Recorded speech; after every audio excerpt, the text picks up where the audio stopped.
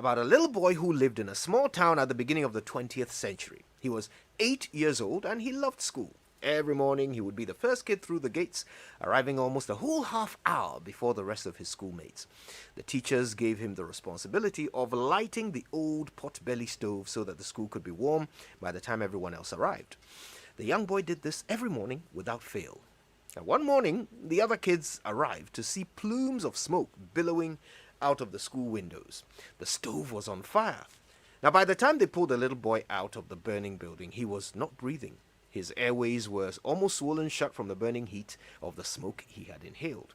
On the outside, things looked even worse. Every visible inch of flesh was burnt. His rescuers struggled to find uninjured parts of his body to hold on to as they hauled him into an ambulance. Now, as they placed him on a hospital bed, the little boy regained consciousness, but he was in so much pain he dared not move. So nobody really noticed that he was awake. He lay there quietly with his eyes closed as the nurses bandaged his wounds. He could hear the doctor speaking in a quiet voice to his mother.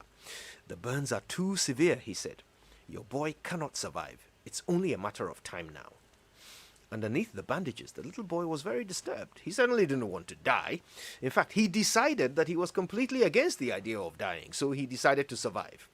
Despite the pain, despite the discomfort, despite the strain on his organs, despite the overwhelming soul-snuffing tiredness that made him want to just close his eyes and never open them again, this little 8-year-old simply kept plugging on, taking one breath after another, inching farther away from death with every passing moment.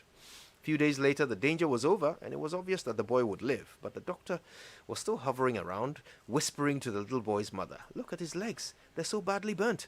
He's going to spend a lifetime as a cripple. It would almost have been better if he had died."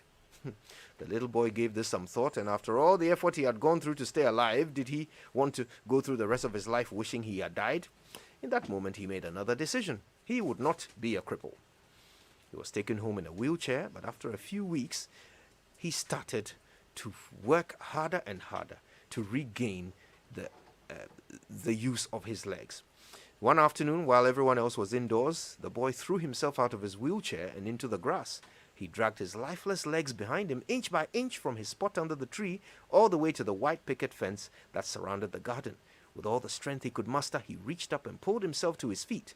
Then he started to move along the fence, inch by inch, panel by panel, mumbling to himself under his breath, "I am not a cripple. I am not a cripple." He did this every single day, covering more ground each day, until his legs gained more and more strength, and soon he could walk without holding on to the rails. Before long, he was walking to school again, and then he was running to school, so grateful for the use of his legs, so grateful that he was not a cripple. The little boy who doctors had declared dead only months ago would start running and just not stop. Now, this would have been a fine place to just end our story, but there's more. The boy kept running every day until he became a young man named Glenn Cunningham, who in 1934 set the world record for the fastest mile run. So, my dear friends, what do you want? And why don't you have it?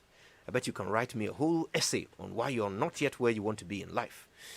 Well, listen, whatever it may be that is holding you back, the truth is, it's just you haven't decided that you want it enough.